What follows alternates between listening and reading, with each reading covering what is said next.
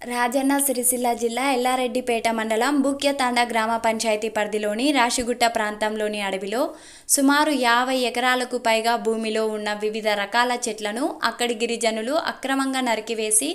పత్తి పంట సాగు చేసి స్వాధీనం పరుచుకున్నారని అటవీ శాఖ అధికారులు ఆరోపిస్తూ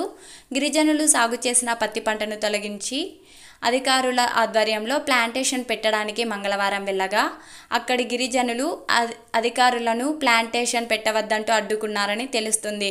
తమ విధులను అడ్డుకున్నందుకు గాను అటవీ శాఖ అధికారులు సుమారు 30 మంది గిరిజనులపై వీర్నపల్లి పోలీస్ స్టేషన్లో మంగళవారం ఫిర్యాదు చేయగా వారిపై పోలీసులు కేసు నమోదు చేశారని సమాచారం. ఈ విషయంలో అటవీ శాఖ అధికారులు కూడా చేతులు కాలిన తర్వాత ఆకులు పట్టుకున్న విధంగా వ్యవహరించిందని, గిరిజనులు అడవిలోని వివిధ రకాల చెట్లను తొలగించి భూమిని చదును చేస్తున్న సమయంలో అధికారులు ఏమి చేశారో వారికే తెలియాలని కొందరు నాయకులు, మాజీ ప్రజాప్రతినిధులు అమాయకులైన గిరిజనులను ఉసిగొలిపి మీరు అడవిలో చెట్లను కొట్టి భూమి చదును చేసి పత్తి సాగు చేసినట్లయితే